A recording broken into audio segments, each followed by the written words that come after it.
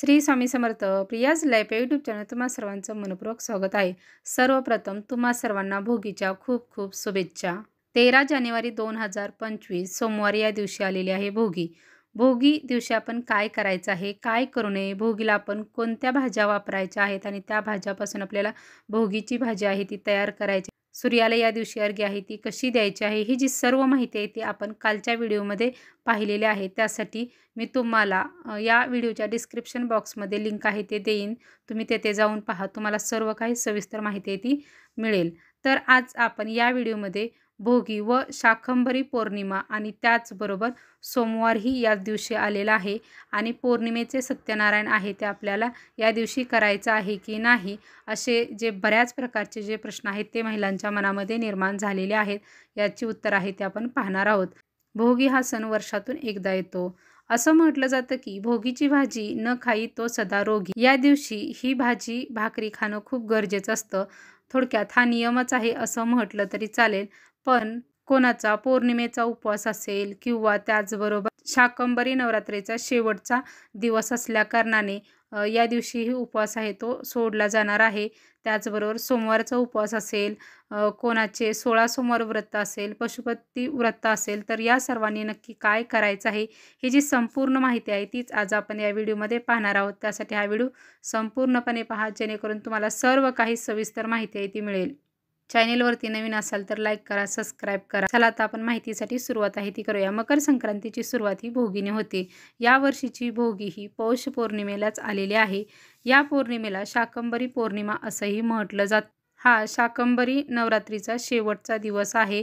पौर्णिमे दिवशी माता लक्ष्मी, भगवान विष्णू यांची सेवा आहे ती केली जाते. त्याचबरोबर सत्यनारायण हेही केलं जातं.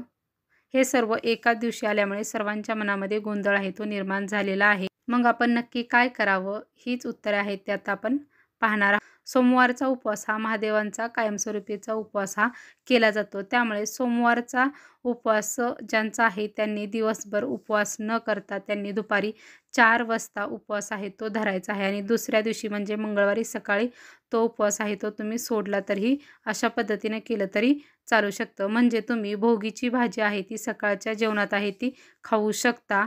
जर दिवसभर उपवास केला आणि संध्याकाळी जर आपण जर तो सोडला आणि आपण उपवासाला ही जर भाजी जर खायचं म्हटलं तर या भाजीमध्ये वांगी आणि वाल ह्या भाज्या असतात. त्यामुळे आपण या भाज्यांवरती कधीही उपवास सोडत नाही, म्हणून आपण ही भाजी आहे ती खाऊ शकत नाही.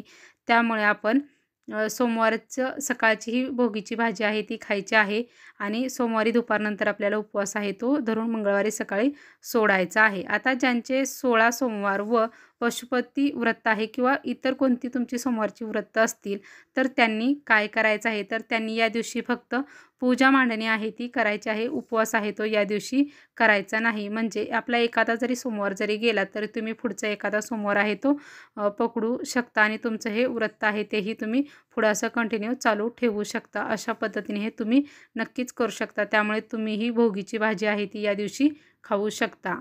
ज्यांचे शाकंभर नवरात्र उपवास सोडायचे आहेत तर त्यांनी काय करायचं आहे की त्यांनी या दिवशी सकाळचा उपवास आहे तो मूग डाळीची जी खिचडी आहे ती तूप घालून आहे ती बनवून ती खायची आहे आणि यावरती तुमचा उपवास आहे तो सोडायचा आहे आणि संध्याकाळच्या जेवणामध्ये तुम्ही भोगीची भाजी आहे ती खाऊ शकता. अशा पद्धतीने तुम्ही भोगीची भाजी या दिवशी खाऊ शकता. तसेच या दिवशी पौर्णिमा असल्याने प्रत्येक महिन्याचं जे सत्यनारायण आहे ते बऱ्याच महिला आहेत त्या आपल्या घरी करत असतात. तर सत्यनारायण आहे ते आपल्याला कधी करायचं आहे, आता मी तुम्हाला पौर्णिमा कधीपासून कधीपर्यंत आहे ते तुम्हाला सांगते.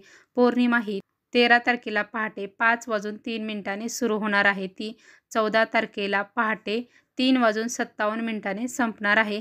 म्हणजे आपल्याला 13 तारखेलाचं सत्यनारायण आहे ते आपल्याला करायचं आहे.